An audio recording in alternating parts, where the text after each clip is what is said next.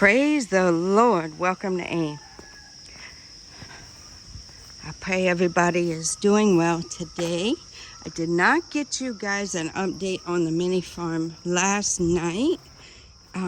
We had some stuff going on and we did not get back down here for a good period of time that I wanted you guys to sit with the animals.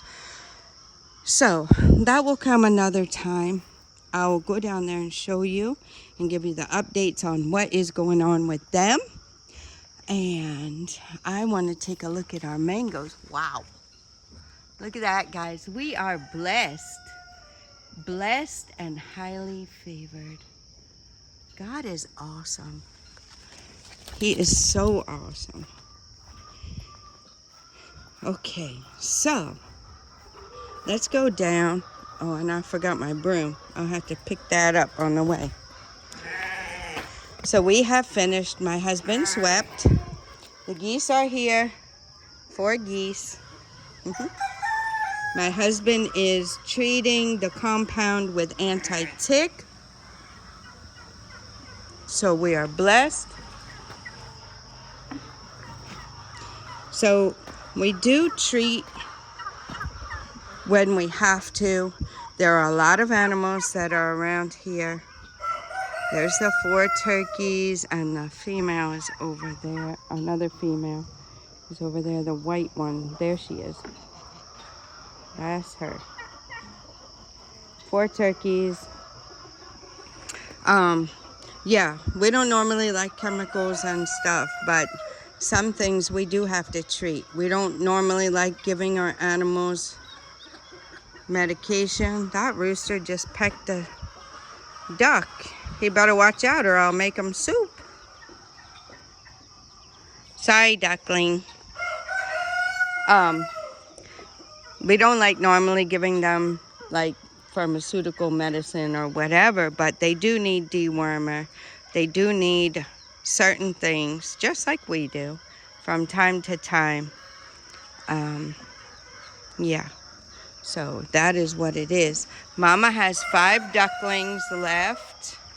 So I think you guys, we started with 7. So unfortunately, I think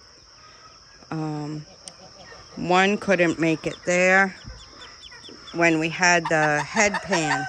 So we've turned it into a natural pond.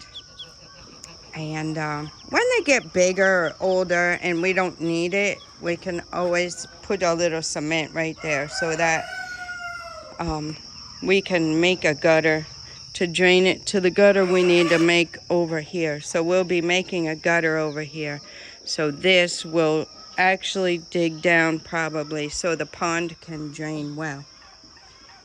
But for now, when we fill this drinker and wash it out, we always fill this and make sure this has water for them so they get a little bath. So I think the head pan one couldn't get out, live and learn, and one couldn't get out and it died. An animal stepped on one, I believe. And I'm not sure about the other one, but oh, there were 7. No, there were just 2 that died. An animal stepped on one, I think, and you know, it ran under the foot of one of the big animals and they didn't make it. And then one in there. So that leaves us with 5. So we have 5 ducklings and 1 duck, 4 geese. We have 5 turkeys, and they all did well, guys. They acclimated to the place very well. We have our mister, our male sheep, and then our ladies are there. We have mamas and babies. The white one has this baby. The other one back here has this baby. And this is baby Amma. And there's Mary Amma over here on the end. There's Mary Amma. For those of you who are new, she came with a name. Her name was Mary Amma. And then we have Mama over here with her 2 girls.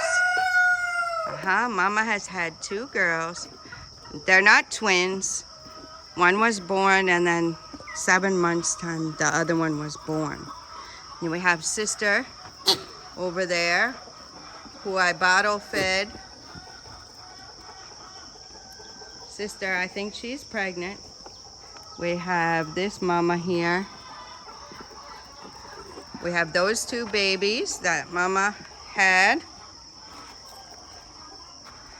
So mama had baby girl, and then later on she had these 2 babies, and little brother is their daddy.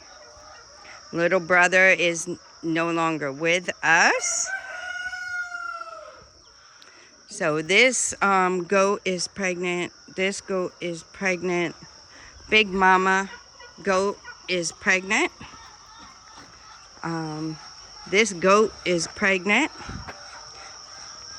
Yep. And there's a little black and white goat. I believe she's pregnant. So that's 1, 2, 3, 4, 5. 5 pregnant goats, guys. Once they start having the babies, we are going to be super busy because we are going to supplement them with milk. Yep. What we've noticed with the goats is they end up not being as strong. Even this one, she was the bigger of the 2. She was the bigger of those 2. You see, this one is way bigger now. But in the beginning, she was bigger. So, I've been working with her and giving her a little extra food and stuff to try and keep her strong. Yep. So it's working. I bottle fed those 2 for 3 weeks before I took my trip to the U.S. and then I had to stop. So I bottle fed them for 3 weeks. They also drank from their mother, but they also had the supplemental milk, which is helpful. Big boy is, guys, he used to get really skinny. He used to be super skinny, and he even looked sick at times. But he is really, really doing well, really acclimating. If you think he's not strong, just give it a try. He'll ram you hard. You'll be recovering for a couple of weeks. You'll still feel some muscle soreness. So, yeah, he's a big boy. So those goats are from the north. They normally have a hard time acclimating here in Greater Accra or the Ga West. We're in Ga West. And they have a hard time because the weather is quite different. This boy is also from the north, the border of Burkina Faso. So that's where he's from. So he has acclimated really well. We do not tie Big Mama up anymore. It was just in the beginning when she was bullying this boy and not letting him eat. So we wanted him to get acclimated to the weather, the climate, the food, and everything before we allowed him to start fighting for his food. So now he can hold his own. He eats. So we are thankful. This mama had some chicks that's in one of the pens. I believe she had 5 chicks.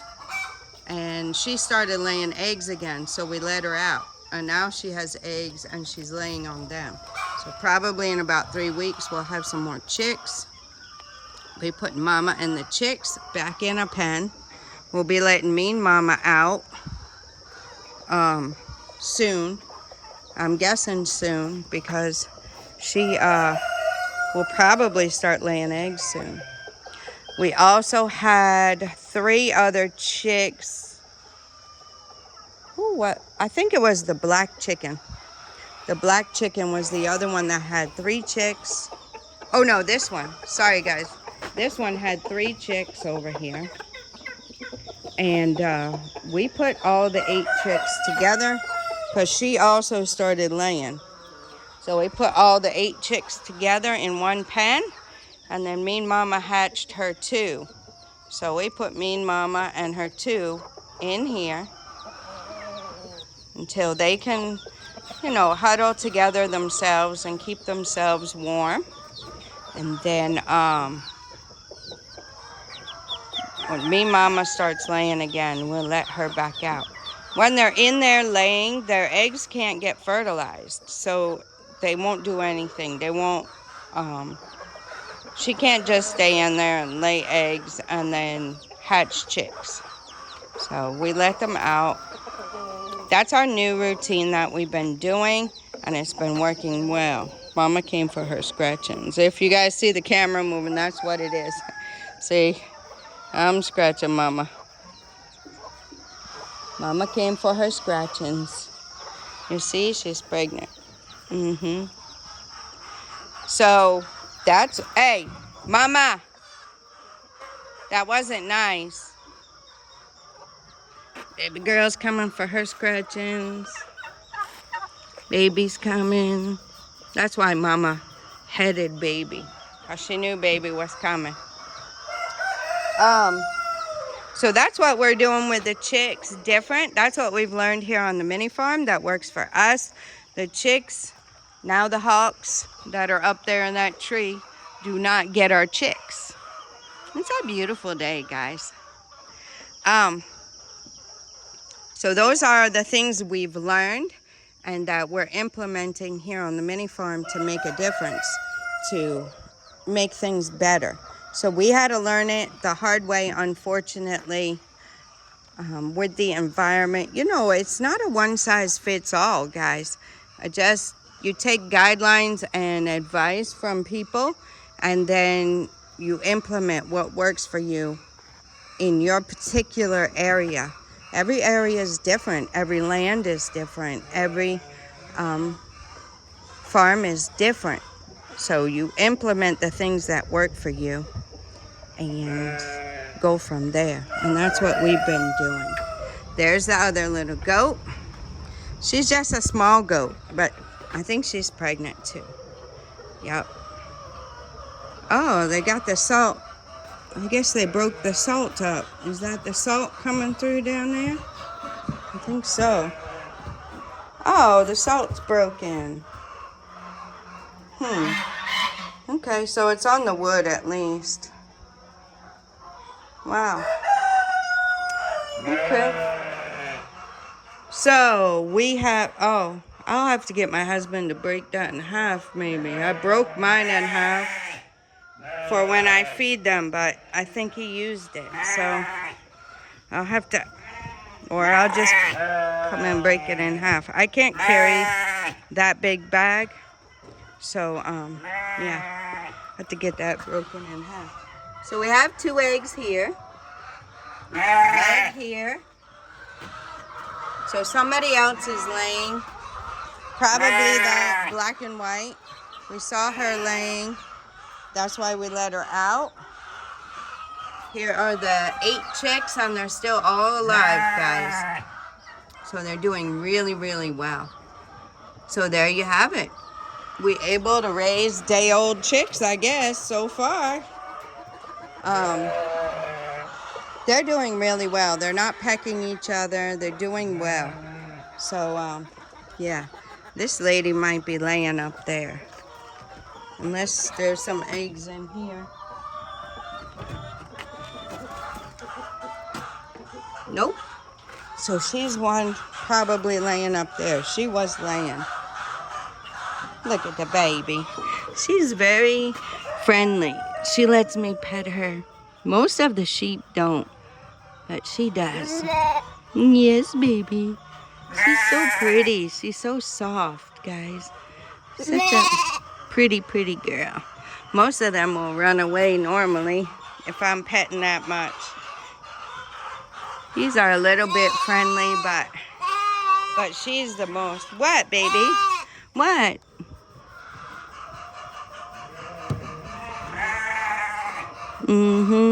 She wants me to scratch her, guys. She's a sweet baby. She's so pretty. She's got her daddy's coloring. So her daddy was the sheep that started ramming, and he ended up chilling out. We chilled him out. So yeah, and she's a pretty girl. The chickers are doing well. Yep, the chickers are doing really, really well. So we thank God. My husband did get a couple more drinkers, but you really have to watch the chickens because on hot days, like yesterday, it got kind of hot, and I had to refill 7 out of the 9 drinkers. So my theory was if we added some drinkers, then maybe that would free me up in the afternoon from filling the water, right? I'm trying to put in place systems to make it a little bit easier because the work is a lot and we're not quite at the point of hiring somebody as of yet, as far as financially. So, I mean, they are making money. They are paying for their feed. They are making surplus money. But at this time, with the projects we have going on, we are not at the point quite. We're almost there, but we're not quite at the point to actually hire a person. We are definitely ready, but we're not quite at the point where we're going to say, okay, we'll commit to hire a person and take on that expense every month. So we're not quite there yet. So I am trying to free up some of the time that it takes. And if I had to go somewhere for during the day or something like that, trying to free my time up a little bit so I don't have to make sure that I'm back here by 2 o'clock, right? So, but as it is right now, it's not really, you can't really determine how much they're going to drink and, you know, according to the weather. So we're working on that. I'm trying to keep that, you know, in mind and maybe do some kind of chart or documentation so I can see, like, this is how the weather is today. This is how much water they drink, and keep a consistent record of that where I would be able to kind of target or track what they drink on certain weather conditions.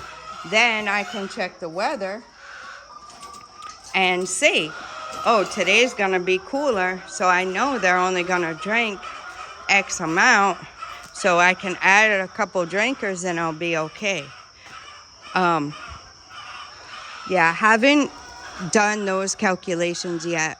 I was doing the calculations of making sure we're actually bringing in income from the chickers, and we are truly blessed. They are doing very, very well and bringing in plenty. So we're very blessed. I'm very thankful. But these are some of the things you guys can do.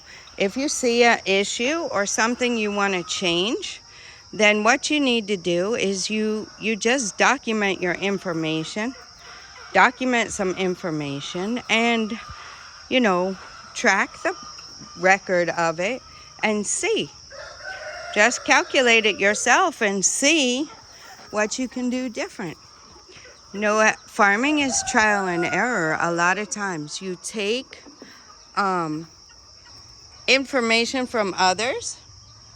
You take information from others and then implement the things that are feasible for you on your farm. And that's what we're doing. So record keeping to me is a very big part of that. You have to track things because the day-to-day can get really busy and you will actually forget. So, yeah. So you have to track things. She's crying for her mama. You have to track things and write them down, guys. And at least that's what's helping me. Writing it down. Because doing all this work, the money goes out, the money comes in, and it's hard to know, like, am I really, for all the work I'm doing, am I really, are we just breaking even? And a lot of times people don't check that. And you don't realize that you're doing an awful lot of work and you're not benefiting from it. But as we tracked it, I see we're benefiting from it way more than I thought. So I'm very thankful. It can be an encouragement to you as well. Just tracking it and knowing that, yes, I am making money, more money than just the feed and the crates and the dewormer and all the things I have to put in to the chickens for them to be able to lay. I am making profit. So that is quite helpful to track. So I think it's beneficial. And for you, you might want to track something different. But just think about it. You don't have to have a specific sheet. I can show you mine. And I've tweaked it over time. I've made it about 4 different ways. And this is the one that's working for me right now. And I might change it later. I don't know. For now, I think this one is working really good for me. I still have to do a little bit of figuring for the last few days. We have had a dear brother and sister over, and I just have not wanted to do the math and calculate the earnings. But this is what I'm doing now. So this sheet will be for 16 bags of feed, which we bought. And hopefully it will be, we calculated it should last about 1 month for 16 bags of feed. So I wrote how many days. So you see it's 30 days. The date. The 13 chickens, the checked ones in there. Pen right here. How many eggs they have laid. And then the rest. The pen outside, I wrote 300. We don't actually have 300, but it's what we call it. We started with 300. So that would include these, and it would also include the ones that are quarantined out there. Okay, some that they were pecking on, one's foot is hurt, one wasn't feeling well at one point, and another black one that they were pecking on. So I add this pen and those outside together for the 300. So, and then I have the total of how many eggs we're getting each day, total. Then I do medium, large, and extra large, and how many eggs we get of each size. And then I calculate how much we're selling it for to see how many CDs we're making a day, right? And then I have a little space here for notes, just because I had extra room. And sometimes you might want to write a little note beside it. I have my major notebook where I keep record of, I keep a sheet that our mentor had given us. So I keep that record as well. I just transfer the information onto those sheets. The pertinent information that I need on those sheets, I transfer it over. But I keep this sheet in my notebook so that I can track, and I will keep it for these chickens. I keep it for the whole time. And then next time we start, I have records and I can see how things progress. Right, so that's what I'm telling you guys. You don't have to look it up and find it. I couldn't find anything online that had exactly what I wanted without having a lot of extra stuff on it. So I just made my own. Sheet. So anything you want to track on your project, do that. Track it and then see over 30 days. Work it for 30 days. See how it works. And then you can tweak it until you get it just right how you want it. So, yeah, that's what I've been doing. It's working well. And we're getting results. And we're able to stay on top of issues that we've had in the past and not repeat them. So that is what's going on. That's the update of the animals. It's a beautiful morning. I wanted to come back out here and show you guys. I've not done much out here in the garden. I'm waiting for the seeds that I germinated in the house to see if they're gonna actually do anything. It's been 6 days, guys, so whatever's not germinated, I don't think it's gonna work. And I really honestly, except possibly the trees, I honestly haven't seen anything germinate of all the seeds I put. So yeah, I think I waited too long. You know, we had a lot going on and I was all gung-ho about it, but having to get the businesses started and everything first, and we put the garden a little bit behind. So yeah, I think when I first bought all the seeds was 2020 and now it's 2024. So I think maybe shipping it in the container, maybe they got overheated, right? And yep, maybe they got overheated or something. And then here it's hot too, so I don't know what actually happened that caused them not to germinate, but it's okay. Once I work through all those seeds, I make sure, you know, I've gotten the good ones out that I can use, and then just clear everything out and I can start fresh. There's places you can get seeds here. I've gotten seeds at ShopRite. So I'm sure there's other places you can get seeds. And then I'm trying to see if maybe I can get some seeds that are current. Our daughter can mail them to us.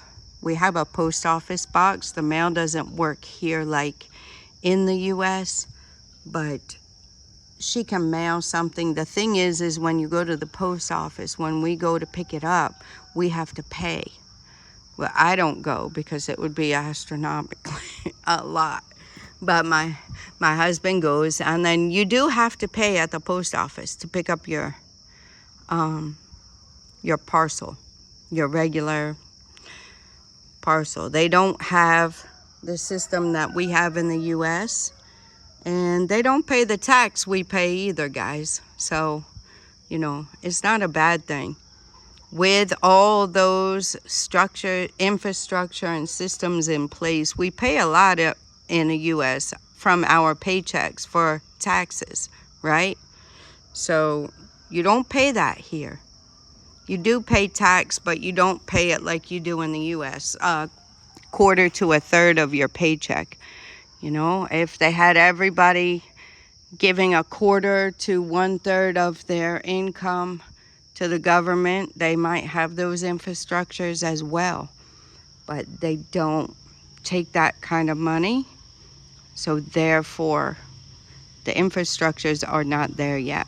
And remember, Ghana is 60-something years old. US is 200 and something. So, you know, the water's full, guys. So when you're comparing, don't, you know, we always say compare apples to apples, right? So anyway, water's full. That's the first time it's been full in some time, guys, in about over a week. We have been using a lot of water, and trying to turn it on and fill it and remember, and it's full. It's a blessing. So, with all of that being said, I hope you guys have taken notes. I hope you guys have gleaned something good. What I was saying is that I think I will try to see. She's going to send some seeds to me, and when she does, I'll let you guys know, and I'll show you what she sent. It's a blessing. And she will send me the seeds, and then we'll go from there. I'll germinate them, and I'll take really good care of them. Now I know you don't really want to germinate in the good soil at first, because you want to make sure what plants you have. You want to see what they look like, what the seedlings look like. So yeah, so that's what we got going on here. I think my husband was saying that our helper took the turkey berry out of the middle there. You know, I was saying we should remove it, but my husband was saying that's the best one we have on the property, which was true. But so I was thinking to keep it there then after he said that, and I think Ethel removed it. So now I'm looking for another turkey berry. I know one will pop up. I know, because they grow a lot. Turkey berries grow a lot here. So we will, hopefully one will pop up somewhere around the corner here, and we keep it there like that. That would be really, really nice. Like right in this corner for a turkey berry. We have a orange tree right here. You see it? That. So it'd be nice maybe right here to have a turkey berry. I don't see one. One will pop up though. One will definitely pop up. And if we have to transplant it to this side, we will.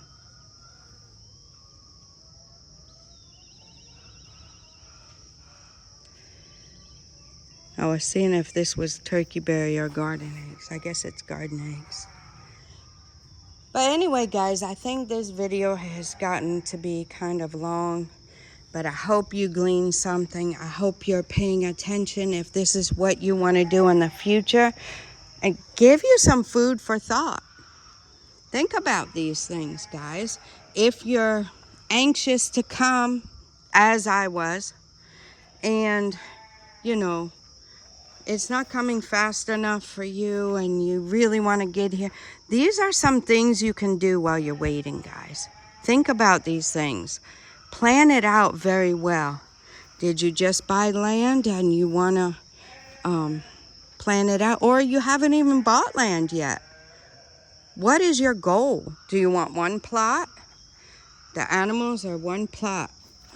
Then from that wall, let me stand back here at the edge of this wall. Okay, from that wall all the way over, this is one plot, guys. You can do a lot on a plot. This is one plot where the garden starts, you know, over to that brick wall. It's hard to see because I got a lot of stuff here, but you guys know it if you've been here. That wall all the way over, 70 by 100. Measure it out. Go somewhere where you have room. Get you a tape measure and measure it out. 70 by 100.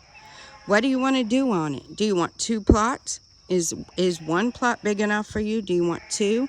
We have 4. So the animals are in one. This is another. Our house takes up a good amount of a plot. I'll show you guys. Gracie's on her run. She was shepherding the sheep. So our house, so if you look at, sorry guys, I said this was getting long and I'm still talking. Okay, if you look at the wall here, and this is a plot, right? So where I'm standing, Right up there. This is a plot. So our house is on the plot. And it ends right there where the garden fence is. So that's our house. We don't have a story building. We have 3 bedrooms, 4.5 bath for us.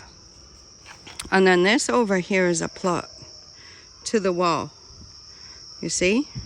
So we have our storage, our store, provision for 2 Airbnb type hotel room type rooms up there for people to come and visit.